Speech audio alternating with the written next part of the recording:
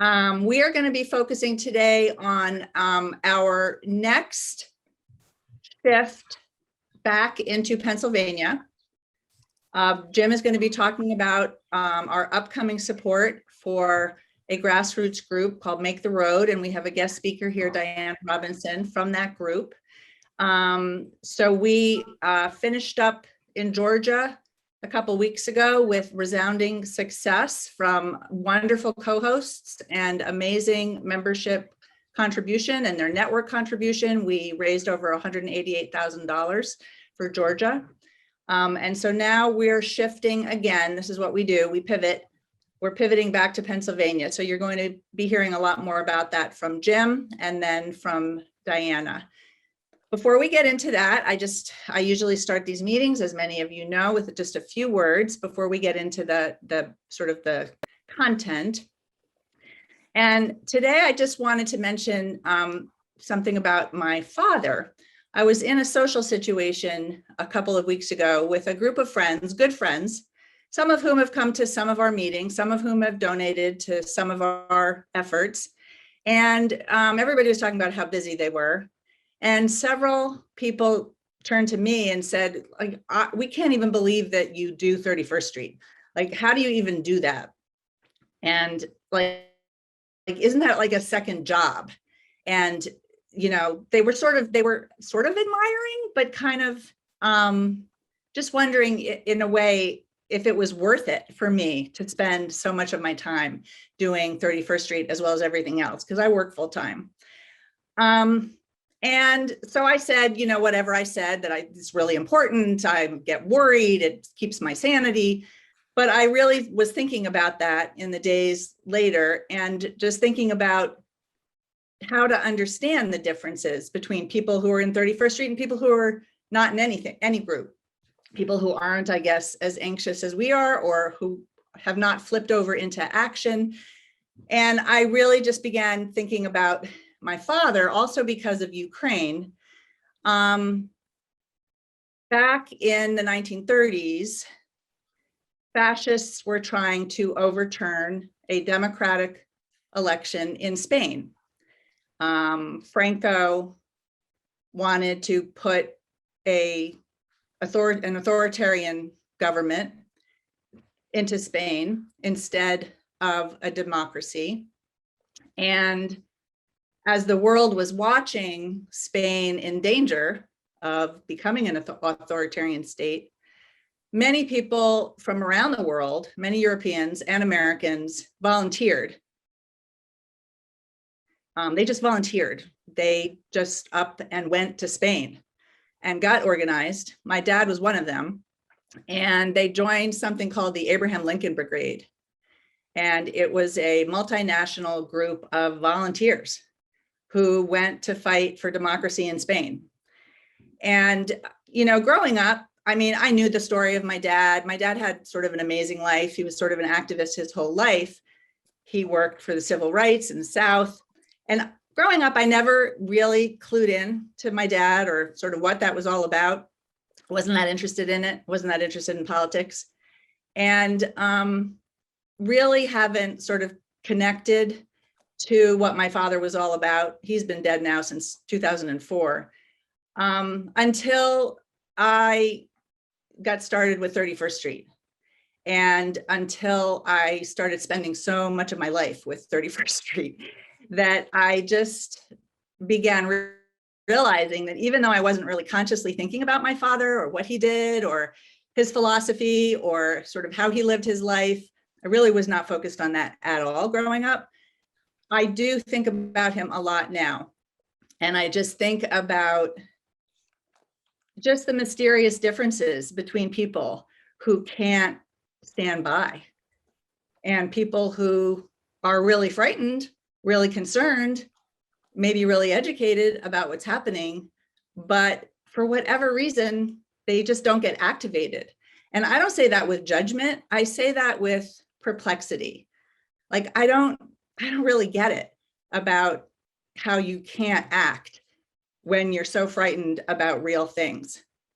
So anyway, I'm just acknowledging my father. Hi, Dad. And just grateful that you're all here, grateful that you're all active, grateful that you are not standing by, because our country's in danger. And I don't want to be like scary, and I don't want to be doomed, because we are all about activity and success and effectiveness. But I just really appreciate people who are not standing by, because now is a time when we just can't. So anyway, Diana Robinson, we look forward to hearing from you. But first, we're going to go to Jim Shelton to talk about some of the context of what 31st Street is doing right now. Thanks, Jim. Great. Fair enough. Those of us that are on this call, Zoom, I think are engaged. The trick is to for us all to kind of reach out to other people and sort of get them engaged, of course. So I'm Jim Shelton, the retired epidemiologist, political analyst, and I got my second booster, and I'm hoping everybody else will too that hasn't already. It's your decision, but that's what I did. Okay, so shifting now to sharing my screen, because that's kind of the only way I can do this. People see that all right? Yeah, okay. So jumping right in with the, this is what I call the liturgy. Those of you who are, who know we say this kind of all the time, please bear with us. But those of you who are new to us a little bit, which is that, we do try to really work very hard and work really smart in a way so that the activities we do are really good investments, strategic due diligence, nimble and timing, and nimble in the sense that we are actually making a major shift right now away from our successful work with state Democratic parties and now with grassroots groups because we think the timing is right. And these are our priority states. It's really Pennsylvania, North Carolina, and Georgia at this point. We are kind of have some forays into some of these other states as well, but that's kind of not so much on the surface. All right, so not to sugarcoat it, we do have our challenges, guys. We know Biden's approval is perplexingly low, but it is what it is. We have inflation, which is on top of the COVID epidemic, has made people unhappy. We have the Mexico border issues in their political context that are going to be picking up.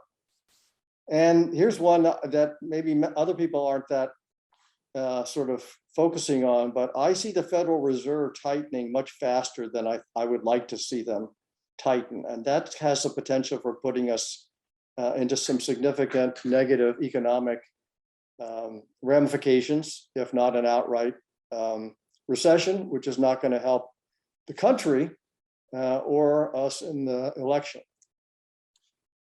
So this is just that, people are disgruntled. I think a lot of the problem is that people are, after 2 years or more of COVID and so forth, they are disgruntled. But the flip side is that if we can start to come out of that, hopefully we can turn some of that around.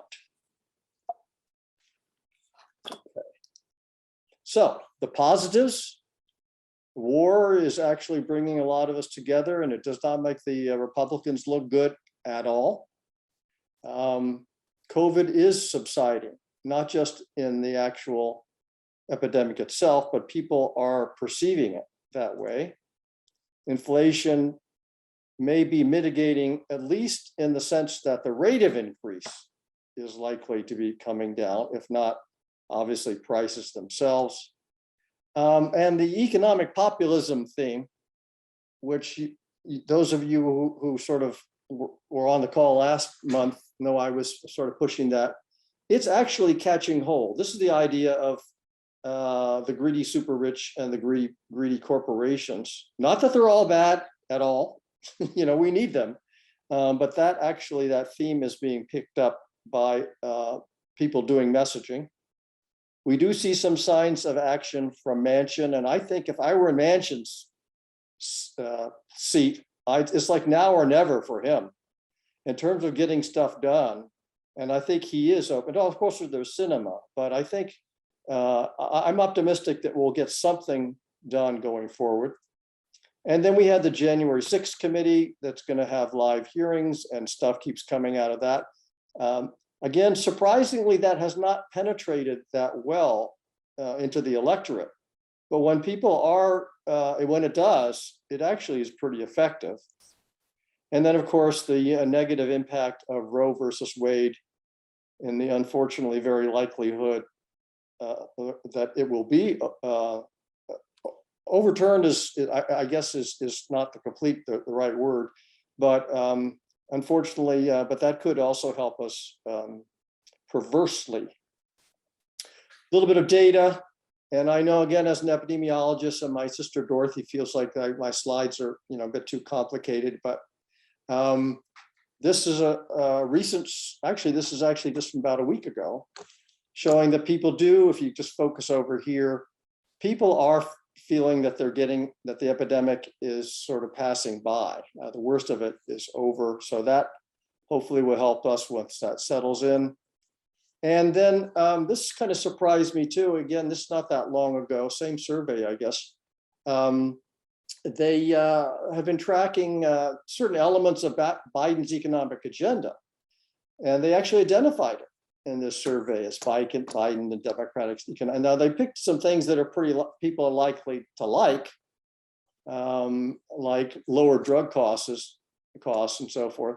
But it's actually gotten better. They've been tracking this over time. And this is the net support. So they take the positive minus the negative. And notice that even with independents and even with Republicans in the latest survey, that's positive. So again, maybe if we can get some of that passed, it'll have a positive impact. So this is kind of the macro view I'm giving you now, at least as I see it. All right, shifting a little bit to a theme that that I kind of put across a lot, which is what's the best place to invest your money? And to me, it's decidedly not, unfortunately, in what I call top tier funding. This past week, we found out that Raphael Warnock, God love him, and I'm all for that, he's doing well. And I think actually he might spend this money relatively wisely, but he got 13.6 million just in the quarter, and he'll get a lot more. But here's what I want to also make is that what the campaigns spend is just the tip of the iceberg for these top tier races. And so here's one major example. This is the Senate Majority PAC, which is Chuck Schumer's PAC. They've already reserved $106 million in airtime for these 5 priority Senate races, these ad buys. So this, of course, is the two things that are, first of it's a huge amount of money. There are a lot of other things as well. There's a Senate DSCC and so forth that fund Senate things as well. But also notice that it's ads. This money goes for ads. And our view about the ground game, which is what we were supporting with the Democratic Party and with Make the Road, they get nothing like this. And that's one reason that's why we think our money is so much better spent on things like that. All right, so here's our general menu. And again, there's a lot of stuff here. But the things that, just a couple things I will point out, the state party infrastructure. Notice I've got a check part here. We're done with that. You'll see we raised almost $1 million for that. And it was almost an equal amount was matched by SPAN, the State Party Advancement Network. So now, while I've got this in red, we're shifting to grassroots groups infrastructure. We're going to be talking about Working America later. And, we're kind of, I don't want to say dabbling, because that's not, but we have things going on in these other areas. Either we're doing prospecting or we're actually doing things. And the thing that I sort of, in many ways, maybe the dearest to my heart is that we're working on this canvassing training video, which I think will be really, really helpful. And my dream is that it'll be used by a lot of other folks besides us to help people learn how to be really effective canvassers. And this is a little bit of sort of the scheduling and just, you know, a very, very kind of rough.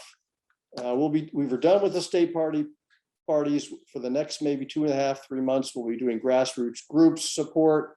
After that, some down ballot races, and then anytime kind of some special projects that are going on, which we really don't have much time to talk about. And this is my Martha Lanning's famous three-legged stool of what she feels is important to win elections. Candidates, party, grassroots. And again, probably 90% goes to candidates and not nearly enough to party. Party would be both national and local and grassroots.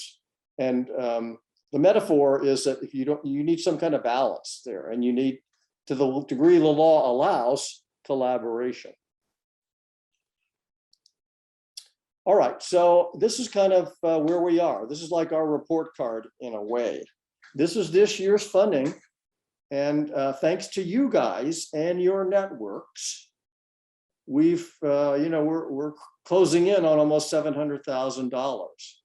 And, I think we ought to easily, if we continue, we can get to $2 or $3 million this year. If we do what I think we can do. Also, this is for last year and this year. This is again to celebrate. We're only $5,000 short of reaching that $1 million mark for various state parties. All right, if you'll humor me, I'm just going to come back to my economic populism thing. I mean, the right wing has sort of stolen this word populism, but it was really ours, 100 and more years ago. It was on the prairie. It was in the factory floor. This is how we kind of came out of the robber barons. And, we've got our own robber barons that are in some ways worse. And I really think we can do the same thing now if we come together, because that theme works so well. And just showing one example, this is relatively recent. Voters think that billionaires should be paying more in taxes. And notice that even 53% of Republicans think that billionaires should be paying more in taxes. The other thing is that I think I showed this last time, but it's worth coming back to again.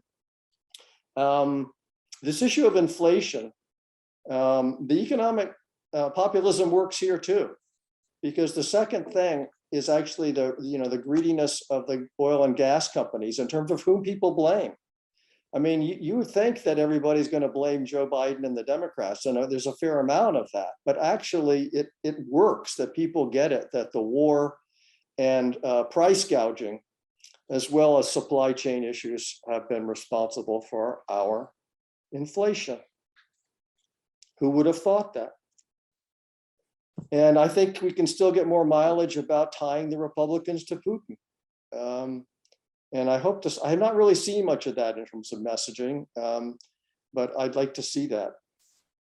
All right, so now let's shift to the all-important state of Pennsylvania. Now, why is it so important? We did raise a lot of money for the Pennsylvania Democrats last year, but in the meantime, we've got this open Senate seat. We've got this governor race that Leslie takes a position as the most important governor's race in the country. She might be right. We got House races, a number of pivotal ones, state Senate, half of them up for, and the state House, and all the state House is up, all 203 seats. And we have reasonably fair maps in the state House. So, by the way, one reason we love supporting infrastructure and the ground game is because you can get support for all these things, of course. One Supreme Court seat, and then we want to be ready, for 2024, because Pennsylvania will be very pivotal too. So before we move to the grassroots, though, I did want to return to this theme of working America. We actually did have Karen Nussbaum come on and talk about what they do, but to remind you, these are their paid workers. They have 3.5 million members. It's an affiliate of AFL-CIO, but the people they reach out to for their members are not union members. And they have a model of reaching out to them without identifying with the Democratic Party and at first, and staying in contact. And it's one of the few things that we're convinced has the ability to reach out well to working class voters and working class swing voters. So we've already started working with them, and we'll hear more about that in a few minutes. Okay, so I'm sure everyone knows what this is. The green stuff is the grass, and the stuff underneath is the grassroots. And notice that these roots are really thick and deep, and that's what we want. We want to have good grassroots. So what do grassroots groups do? This is my sort of general version of it. I think Diana can, of course, say more about it. But it's so important because they do organizing, and a lot of what I'm also going to talk about is organizing. A lot of what they do also, though, is just sort of civic community action, support, kind of good works in the community. It could be a food bank or immunization or literacy training and so forth. And that's really important because it's good stuff to be doing anyway, but it also allows entree and credibility and so forth for these folks to then do more of the electoral work, which is the main thing that we are concerned about, which includes things like registration, education, candidate recruitment, voter mobilization, and so forth. And then they also do policy advocacy kinds of thing. I'm probably not capturing it all that great, but that's the main idea. And it's really very, very important for us. Now, they're also typically there will have a C3 tax deductible arm, which would tend to do more of the voter registration, and a C4, which is more political. Usually they need a lot more money for the C4 because it's easier for them to get C3 money. Very often they'll have a PAC as well. And a lot of times the work is kind of blended, but we're going to be trying to raise money for the C4 primarily because that's where the money's more needed. Here's what our criteria are. How do we select these people? Well, first of all, of course, is in the priority state of Pennsylvania. We look for up and coming organizations, kind of got like some fire in the belly, and that, if you will, that I think comes across strong leadership and so, a track record of good execution, and also where we believe the impact of additional money will make some difference. In the case of Make the Road, it's to support generally their organizing activities, hiring organizers, that sort of thing. Strategic location, which I'm going to show you a map in a minute for why we think they're particularly strategically located. And here it is. So are the House races in Pennsylvania. And over here in the eastern side, we have these three races, but particularly, I've forgotten the numbers, but Susan Wild's district and Matt Cartwright, they're in for some tough races and in redistricting, and they're incumbents. And so this is their turf, this area here, Allentown and so forth. That's where they Make the Road works. So it's strategic. And of course, it'll be benefit House races and so forth, and the US Senate and so forth. That's why this sort of bottom-up, power-up principle we love to support. So what's our plan? So we're actually going to have another group. We haven't finalized that, but our goal is to raise $160,000 for these two groups to do this organizing. And we have a tentative date for a fundraiser for May 24th. And what we're looking for you first is, hopefully we'll raise some money today. So we would warmly welcome contributions from you, and we'll put the contribution in the link in the chat.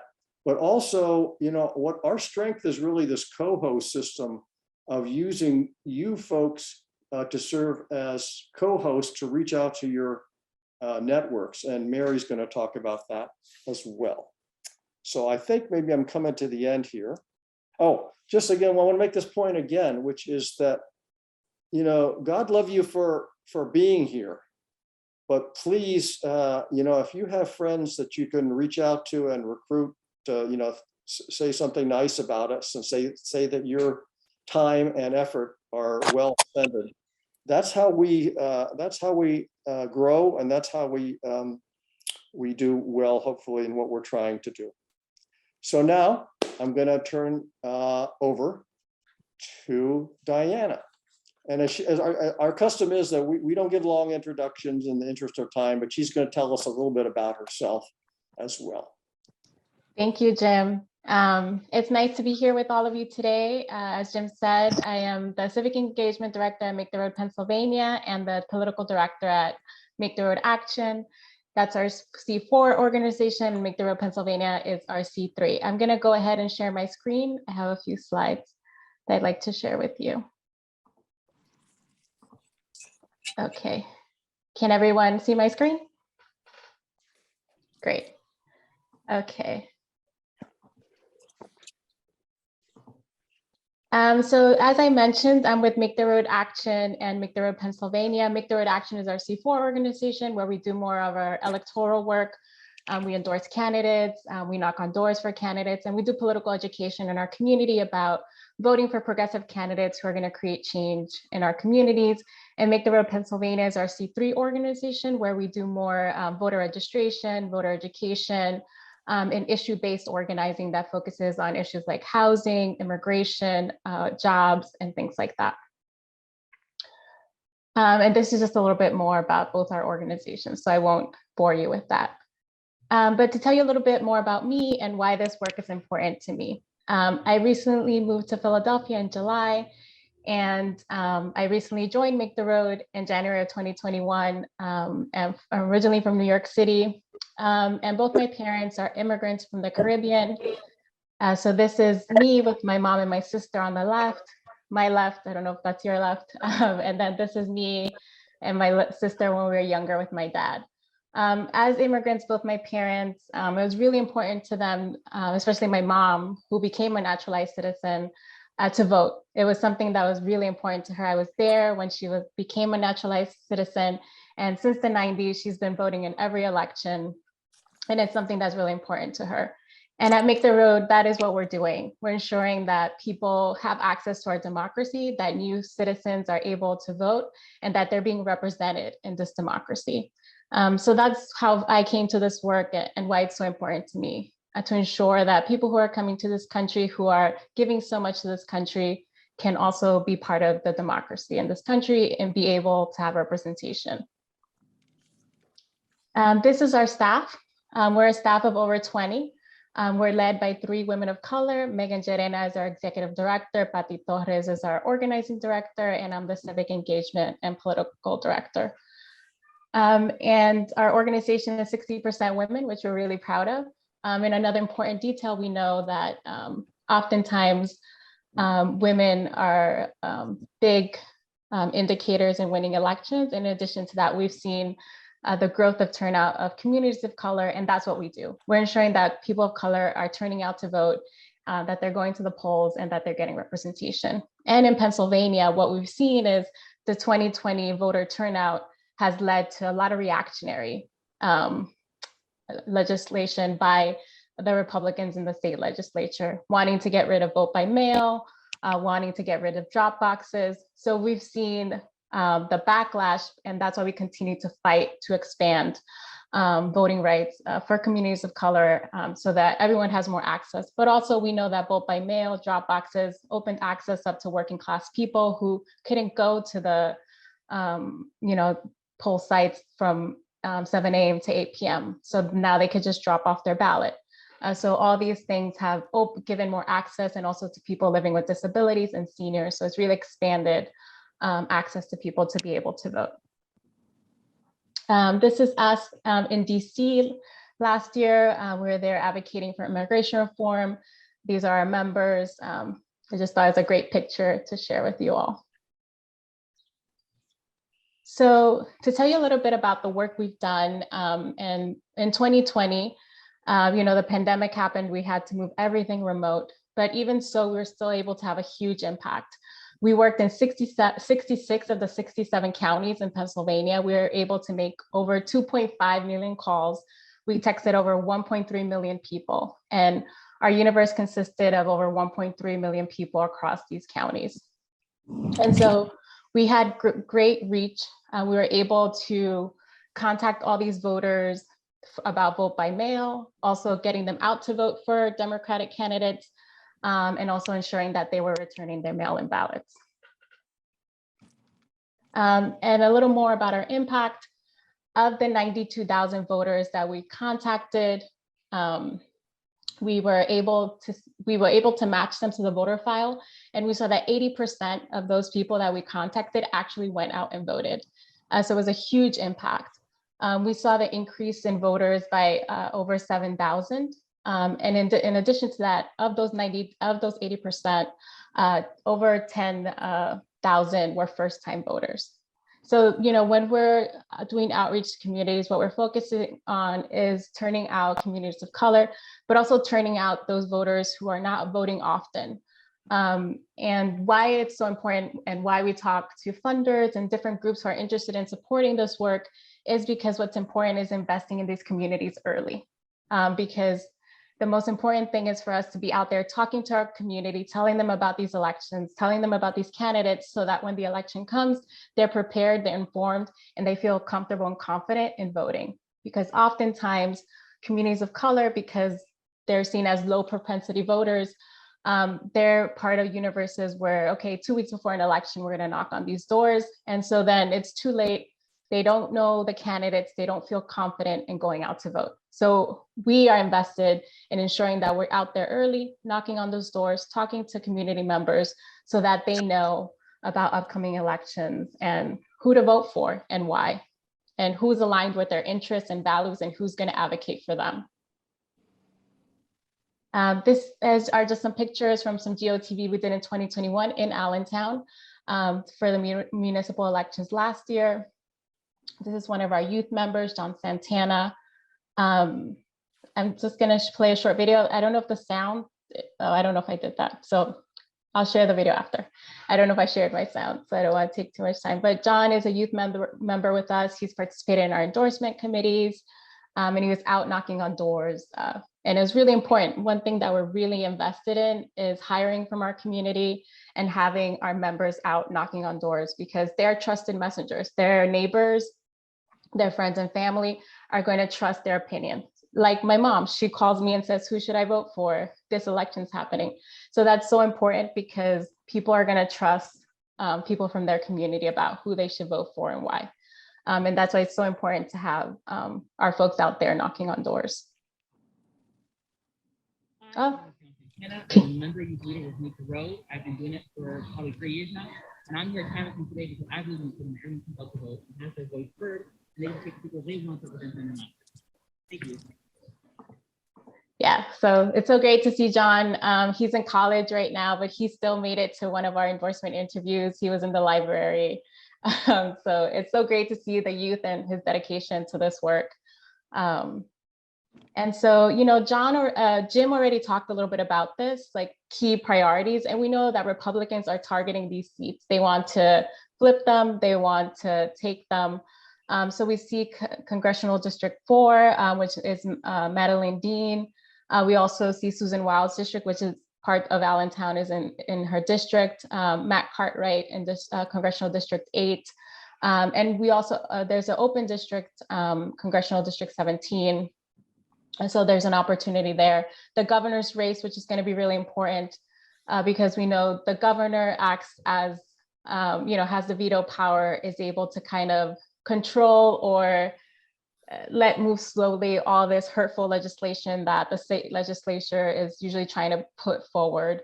For example, we had HB 1300, which wanted to, change voter registration guidelines and things like that. We're able to get 15 days before the election that you could register to vote, and Republicans wanted to make changes to that.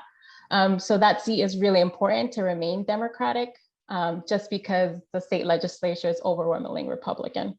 The US Senate seat is open. That's going to be an uphill battle, but it's a great opportunity. There hasn't been 2 Democratic senators from Pennsylvania since 1948. So this is a great opportunity. Brian Fitzpatrick, that's an opportunity potentially to flip. For a long time, the seat has been sought after. And so there's an opportunity to potentially have a Democrat win that seat. Susan Wild's district is one that we have to defend. Matt Cartwright is another one that we have to defend. In the state Senate, Senate District 16, Pat Brown, he's a Republican, has historically been really anti-immigrant, but also like anti a lot of the policies that we're in favor of. And so there's an opportunity to elect a Democrat for that state Senate seat. State Senate, and that's also in Lehigh County, which covers Allentown. State Senate seat, State Senate District 14.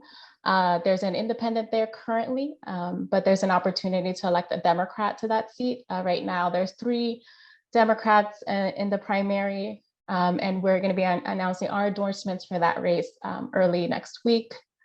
So there's an opportunity to elect a Democrat there as well. And then Senate District 18, Lisa Boscola, that's a seat to defend. And then because of the redistricting, and Jim talked a little bit about this, we were a big part of the redistricting process. We were part of a statewide coalition that advocated for fair and equitable maps. And because of a lot of the work that we did within this coalition, these are one of the most fair maps that we've seen in the last 30 years in Pennsylvania. The districts are more competitive and more representative. So we're really proud of that work that we did all together. So HD 22 was Pete Schweier's district, but because of redistricting, that now became an open district. So we have 2 Democrats running there in the primary, and then State House District 134, that is currently, there's 2 Democrats running for that seat. Currently, there's a Republican that holds that seat. So there is very likely that there's going to be a Democrat that's going to be elected to that district. And then to defend, we have Manny Guzman, who was the first Latino from Reading to be elected in 2020. And so he's an incumbent, and that's a seat that we're going to support and defend. And then because of the redistricting process, we have in Berks County, Reading is where we're located. And there's this opportunity. The current incumbent, Jim Cox, is a Republican, but he is no longer running. He said he wasn't going to run for the seat. So it is very likely that this seat will also be Democratic. Our goal for 2022, our goals are big. We want to do all the work we weren't able to do in 2020. So we want to knock on as many doors as we can, calls and texts. Our goal is to knock on 450,000 doors for the general election. We want to make 300,000 calls and 250,000 texts. And so that's why it's so important to have groups like yours investing in this work early so that we can hire the canvassers that we need. We can ensure that we're ready to hit the ground running. And we want to do this work early. We want to start telling our communities about these elections, why they're so important and why they have to go out and vote. And that is key, is investing early and finding, ensuring that we're sharing this information with our community members. And I'll leave you with this last picture. This was last year in 2021. It was my first GOTV efforts, Get Out the Vote with Make the Road in Allentown, and for the municipal elections. So this was our team that was out there knocking on doors last year. And we're really invested in, we have a core canvassing team of 6 people. And then right now we have about 50 canvassers that have been registering voters, and soon we're going to be moving to getting out the vote. So far, we've registered close to 1,000 new voters in 3 counties. And we have goals to knock on primary doors for these key races that we're supporting candidates in. So, you know, we're doing this work, and your support will help us to do this work at a larger capacity. And, you know, we're committed to this work. We're going to do it no matter what, but having your support would be great. And to be able to continue to hire people from our communities, but also to just get our folks out there voting. And, you know, the reality is there are so many changes that we want to see. There's been really good policy introduced in the state, but we can't get anything passed because we have a majority Republican legislature. So, you know, it's going to take time, but the more we invest and the more we move people, I think we can get to that point where we could have more Democrats in our state legislature and start making the changes that we want to see in Pennsylvania. And really, we want to change the electorate. Similar to what happened in Georgia, we want to make sure there's actual representation of the growing communities of color across the state of Pennsylvania. And just the Latino community in Pennsylvania since 2010 has grown by 8%. And we will continue to see that growth. So it's really important for us to be out there mobilizing communities of color to go out and vote, because we've seen that when communities of color go out and vote, we have results, right? The 2020 election is a testament to that. And I think the more investment we have in ensuring that our people are educated and excited and know about the candidates, the greater change we can create in the state of Pennsylvania, but also nationwide. So I'll leave it at that. And I really want to thank you for your time, and thank you in advance for your donations. My mom always used to say, like, you make a collection, right? I don't have a hat, but we would pass around a hat and say, whatever you can give, we will take. Because, you know, we are responsible for supporting each other and making this work happen in community. So I'm inviting you to join my community and to support our work and to be part of this change. Thank you. Thank you so much, Diana. I think we're going to turn this over to Aaron, who's just going to help us pose the questions from the chat to you. We have quite a few. Aaron, are you going to be able to do that? Yep, I am all set. We have a lot of questions here. So maybe actually, and either Jim or Diana, maybe you want to talk about this. There's some questions about C3 versus C4. How much of the work is C3, getting out the vote, versus C4, advocating for particular candidates, and what is our effort focused on? I know, Jim, you mentioned that. Maybe you can do like a little recap of that, and maybe Diana, if you want to talk about that as well. Sorry, I think Diana's in the best position. Great. Sure. Great. Yeah, so for the general election, given the enormity and the importance of the races that are happening, we are asking folks to contribute to our C4 because there's a governor's race, US Senate seat, you know, and we're going to be heavily focused on more partisan work. We do welcome C3 donations as well. Our C3 work will focus more on voter registration, where it's nonpartisan voter registration. We register everyone regardless of party. But we are, you know, most of the work around the Senate race, the local state house and state Senate races are going to be C4. Does that answer the question? I think so. I'm clear on it. But I mean, I know it's kind of complicated for people who are not used to this idea, but it's kind of the way the ecosystem works. And one of the beauties is that they actually blend this together. So they'll have people that are doing kind of one thing one day, and I guess one thing the next day. Mm-hmm. It's just that you know, the marginal benefit is more from the C4. But as Betsy's willing to donate from her donor advised funds, which can only go to a C3, great. We'll take that too, and I'll talk to Betsy about that. Over. great. Yeah. That's Yeah, just quickly, thanks, Jim, for saying that. So like Jim said, our work is blended. So oftentimes after we've done our electoral work, we are contacting those voters and engaging with them about how they can become more involved in our organization. And that blends into our C3 work that's focused on issues like if someone says, I'm interested in education, so we connect them to our education committee, climate justice. So it is blended because we know that GOTV voter registration is a tactic to building power, but sorry. what we're really doing is building power in our communities. And this is a tactic to do that. But we know for long-standing power and to build real relationships, it has to continue beyond around elections. Great. Okay. Another question that came up is, are there opportunities for us to help in addition to donating? Yes. So we are going to be organizing weekly phone banks and texting banks on Wednesdays from 6 to 8. We might add additional dates as we get closer to the general election. We're also going to have an event in September where we'll invite people to come join us to knock on doors. As you might know, we're part of a larger network of Make the Road states, which has organizations in New York, New Jersey, Connecticut, Nevada, and Pennsylvania. And so all the Make the Roads are coming to Pennsylvania in mid-September to do GOTV because of the importance of all these races here in Pennsylvania. Okay. Next question.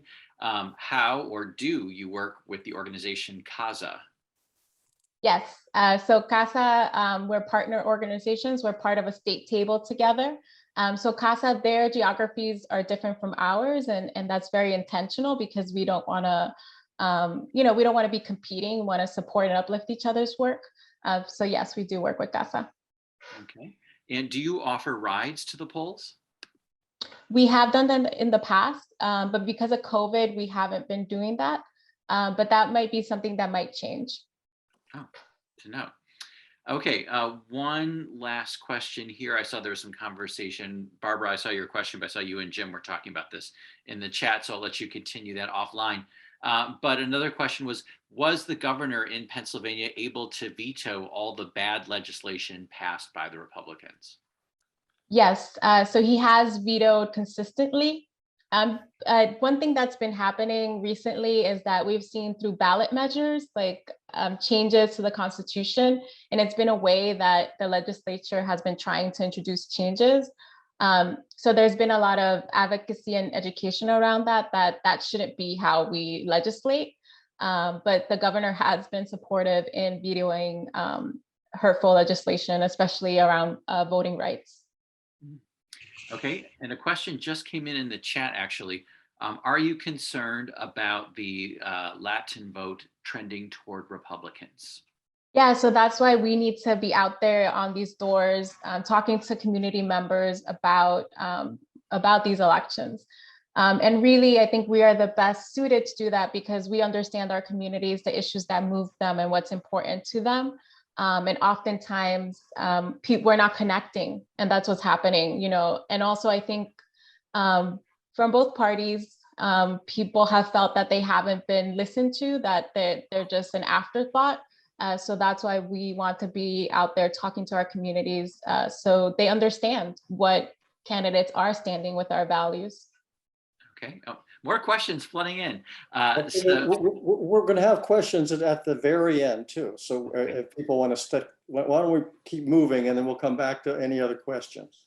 Okay, great. Okay. I'll keep track of these. So I think that's my cue.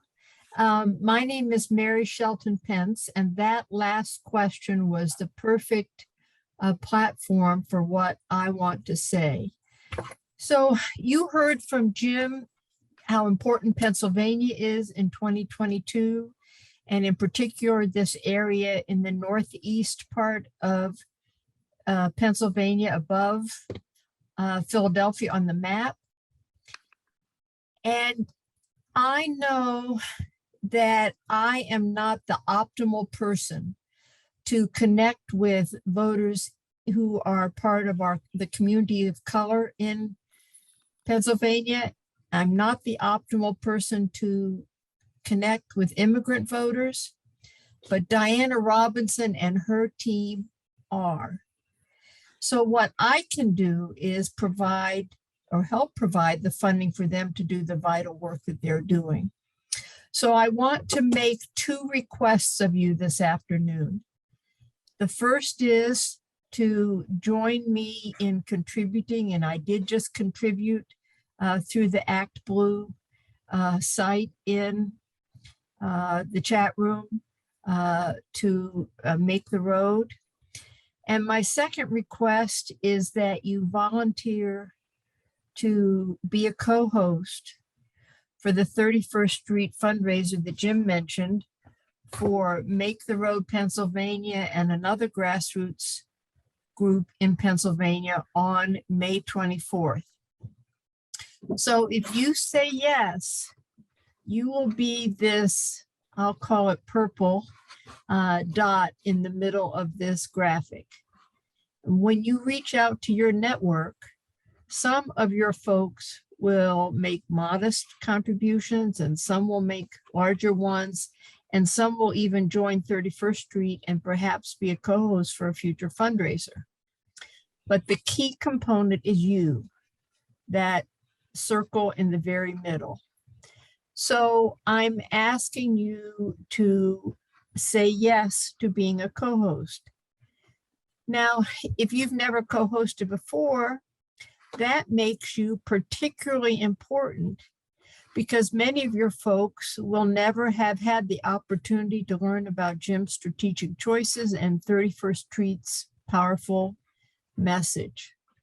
It's really easy and it's incredibly rewarding. It makes you feel incredibly good. So if you would be willing to be a co-host on May 24th, would you please send me an email? My email is marypence58, marypence58@gmail.com, and I'll put that in the chat in just a moment. Thanks so much.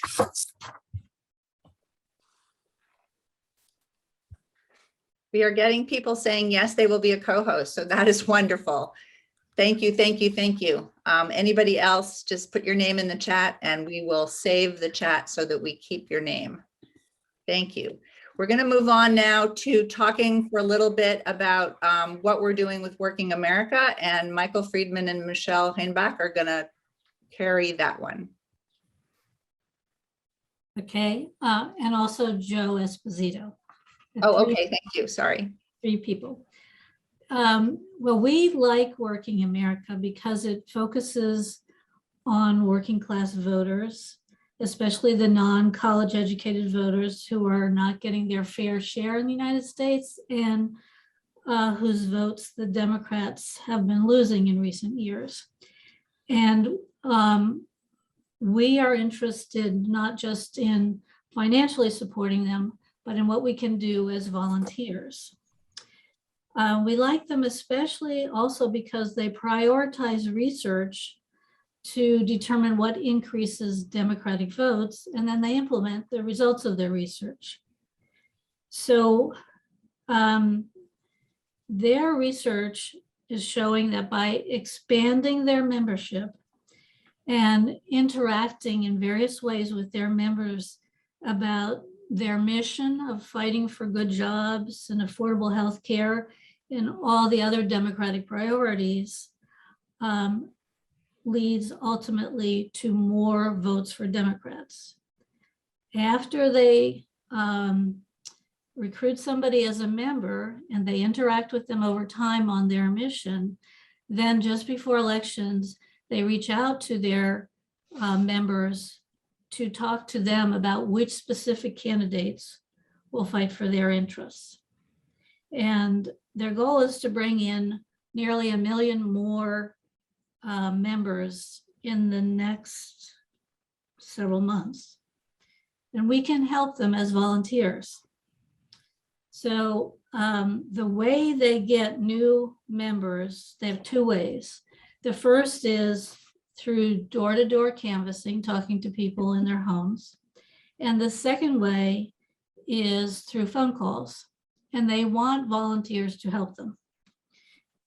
We are planning some door-to-door canvasses with Working America in Pennsylvania. And when we finalize the plans, we will share them with everyone. But right now, the principal way we can expand Working America's membership is through phone calls. So the phone calls that we're doing now focus on the fact that many workers lack dignity in the workplace And we ask the voters to share their experiences in the workplace. And in the course of the call, we ask the voter to provide their email address so that they can become a member. I want to give you some idea what the phone calling is like for Working America. First of all, it's easier than any other phone calling that I've done. When you call someone, they have mainly heard of Working America, so there is no dealing with a puzzled voter.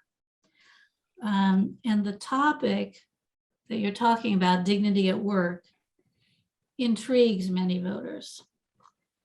They often have things to say, and often at length, about their own workplace experiences. And that is both interesting and it reinforces what the Democrats have to offer as they think about what their interests are economically.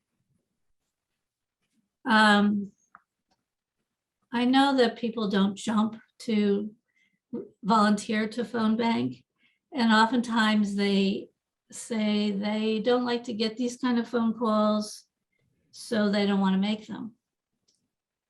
But I personally think you can't assume that just because you don't want to talk to strangers, others feel the same way. Some people, and if you try this, you'll see, really want to explore and share how they feel about their workplaces. And I've never encountered anyone who was rude on the phone. If they talk to you for a few minutes, they are likely to say they want to be members of Working America. And the last time I called, I got 5 new members in about an hour. And when you bring in new members, that translates into more votes for Democrats in 2022. And they will continue to be members indefinitely, so on into the future for future elections. So it's a very efficient way of getting new votes, and it's gratifying.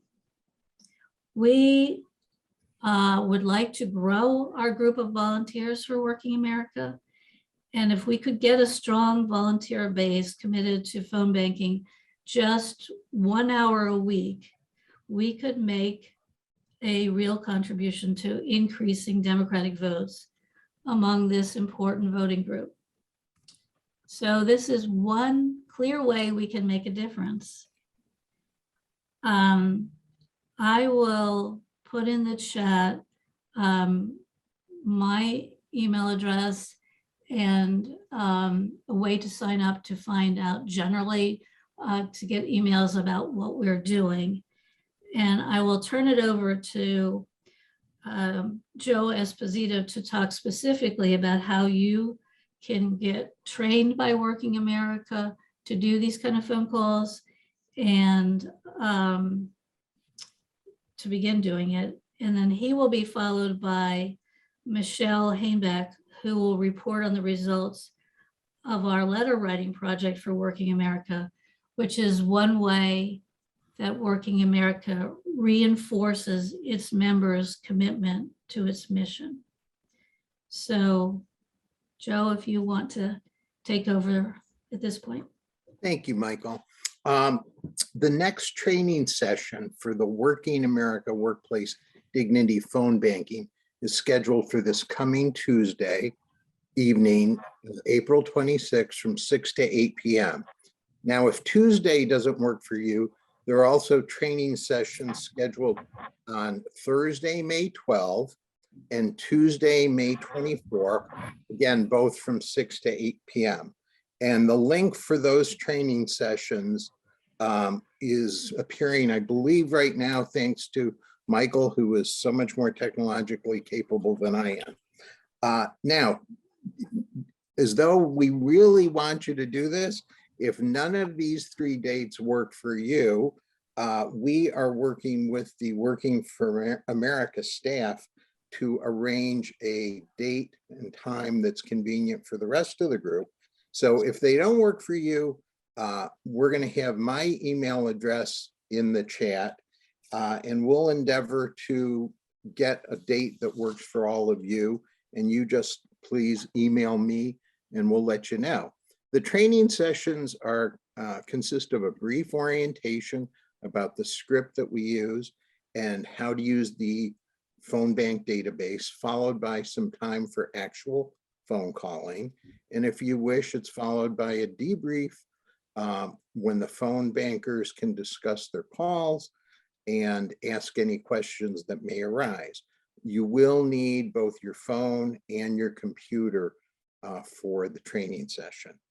Now, if you do train this Tuesday, per the training session that's set up this Tuesday from 6 to 8, we at 31st Street are hosting a separate Zoom of 31st Street volunteers who are already trained, either those who trained on Tuesday or those who've already trained, to launch our volunteer calling. So again, if you're able to participate in the training on Tuesday and can participate in the Zoom for 31st Streeters on Wednesday evening, send me an email and we'll get you the Zoom invite.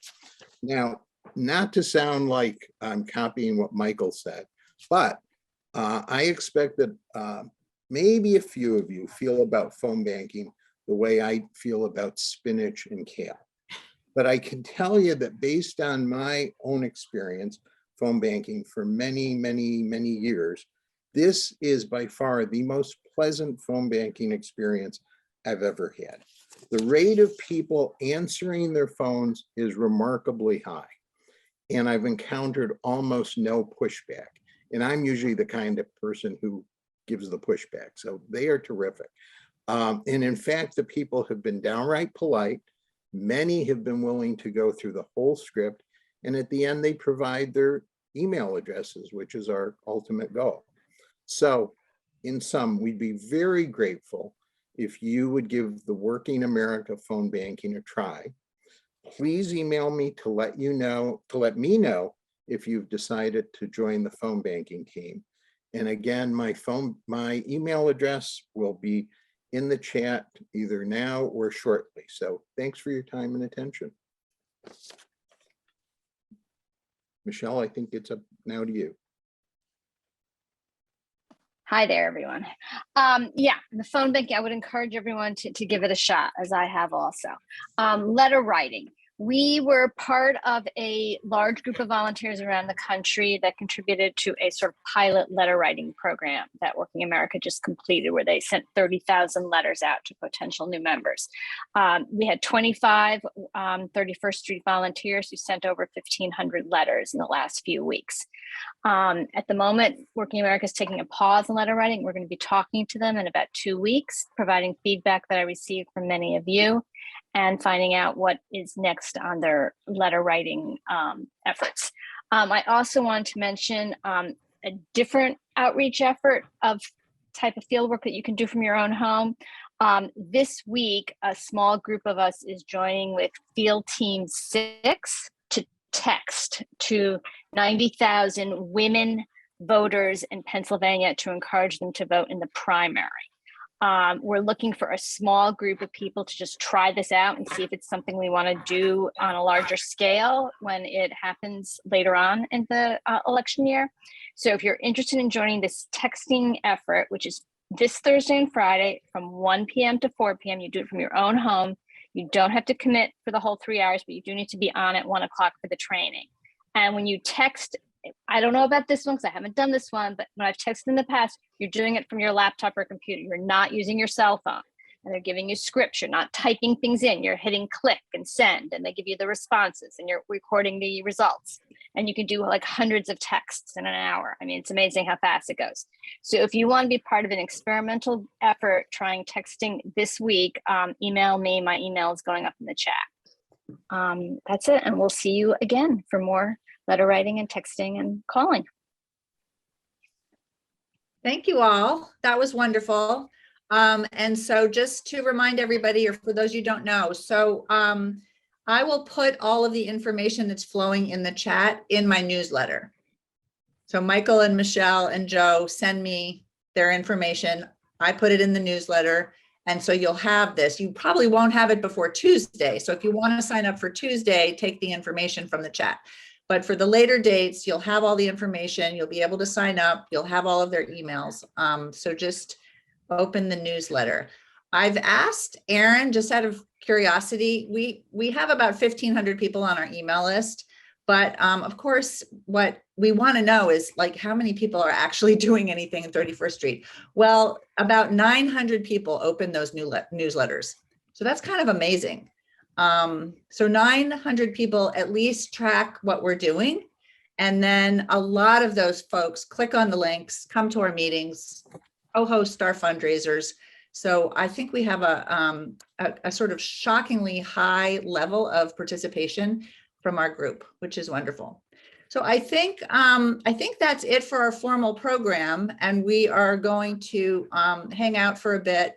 Diane, I don't know if you can give us more time. You've given us a lot of time already, but I think we were going to just let people ask questions that we didn't get to, but we are finished with the formal information. And thank you so much for coming. Oh, last thing, we're having a picnic, June 5th, a live picnic in person in Amy Kossoff's beautiful, enormous, big backyard. And we need volunteers just to help out. We have chair people of the committee for the picnic. So we have people who are sort of running the organization, but we just need help. We just need hands and bodies. So if you are willing to help out, you can put your name in the chat, or you can just respond to my email, my newsletter. Just let us know that you're happy to help. Okay, wonderful. So any other questions? You can raise your hand, or you can put your question in the chat, or Aaron can go back and look at the questions if we didn't get to some. Yeah, we had one question. Somebody wanted to know how early is Make the Road starting, and Diana actually answered that in the chat, that they want to start knocking doors late June to July for education and also text messaging or test messaging. There was also a question, and Diana or Jim, whoever wants to, what chance does Dr. Oz have to be elected from Pennsylvania? You never know, but I mean, if he's the Republican candidate, I think a Democrat could win then. But I think actually a lot of Pennsylvanians are kind of not with it, because they're like, this guy coming out from out of state to take this seat. You never know, because we saw what happened in 2016. But I think that most Pennsylvanians were not happy with that. And, there's other candidates running for the seat also who are not living in Pennsylvania. That's interesting.